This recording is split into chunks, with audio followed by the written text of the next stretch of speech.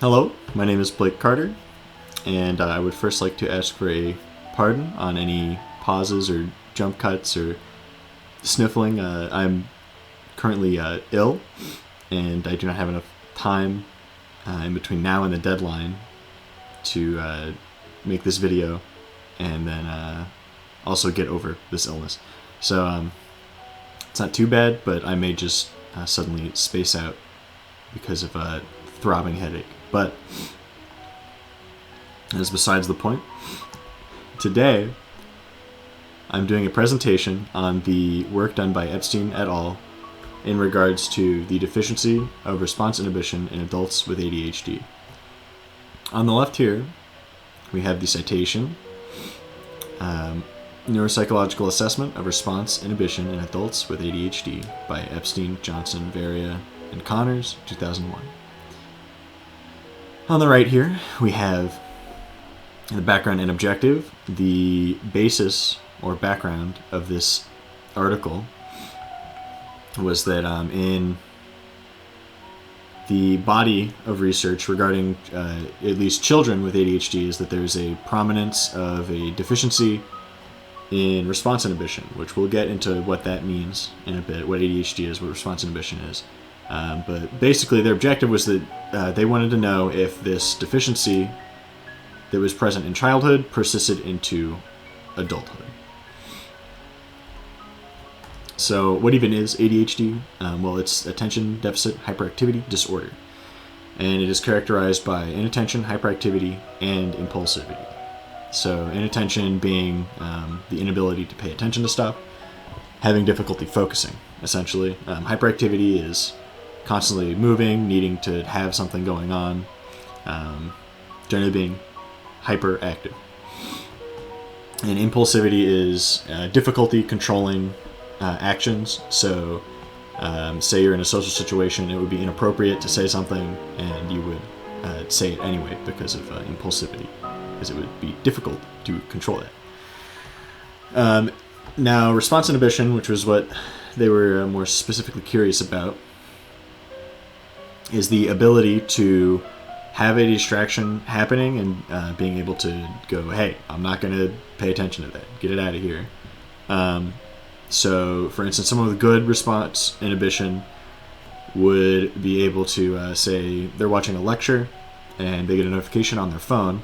They'd be able to notice that it's happening and then just be like, no, we're not focusing on that. We're doing this. We're doing that. Whereas someone with a deficiency would pick up their phone and start looking at it and messing with it. So, for the participants, these made up the majority of their independent variable, in that they were categorized into three different parts, three different variables here. All participants are adults in this scenario, aged 18 to 65. They were recruited using newspaper advertisements and clinical referrals. And these clinical referrals were in the case where they either had ADHD or an anxiety disorder. And then the independent variable, ADHD, anxiety, normal, that was measured using predefined questionnaires given by the experimenters. There were 25 participants in the ADHD group, and these were just like the main interest of the study. So they wanted to get that as like a, hey, what's their response inhibition like? And then the anxiety disorder group, which there were 15 of, were included to see if it was specifically ADHD or if it was just mental illness in general. And then the normal group was around 30 participants, and these are the baseline control to see like, hey, how does this affect, or what's response inhibition like for a normal person? Now, to measure response inhibition, they used three different tests. The first method used was the continuous performance test, which presented a rapid series of letters. It could be any letter of the alphabet. And the participants were instructed to press the spacebar every time they saw a letter that was not the letter X. On the right here is an example. You would want to press the spacebar on the E and B slide. Now, it's not going to present it like that exactly. This is to sort of showcase what an individual slide would look like in sequence. So it would go E, then X, then B, but much faster. I think it's something like 25 milliseconds between each one. Now, poor performance on this was indicated by a missing letter, not pressing the spacebar when you're supposed to, or pressing it on an X, or when there was nothing there. And then this generally acted as their baseline measure of response inhibition, which all of them really are to measure that in a way. The second test they used was the Posner Visual Orienting Test. So basically the participants in this one are sat down in front of a screen with a plus sign in the center, and a square will appear on either the left or right, and the participants are supposed to press the spacebar whenever they see an asterisk inside of the square.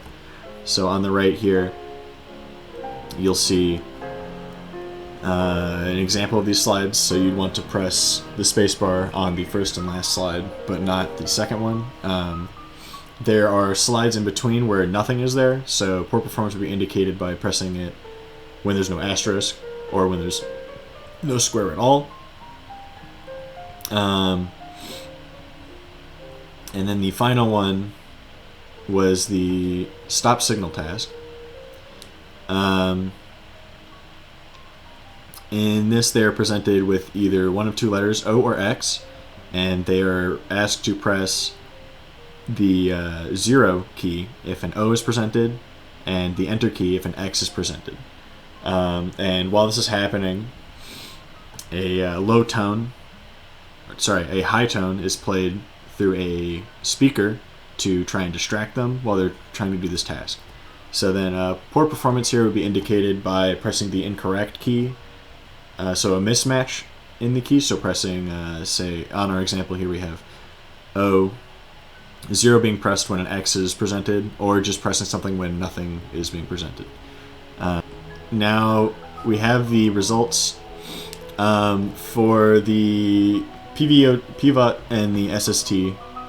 There was no major difference found between the three groups, at least no significant difference. However, on the CPT, there was a significant difference showing a deficit in response inhibition in people with ADHD, having a whole, basically double percent commission errors.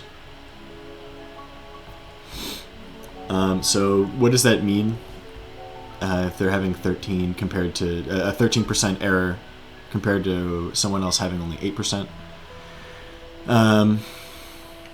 Well, the CPT shows that there may be something there with response inhibition, though we need to do more research because the SST and the PVOT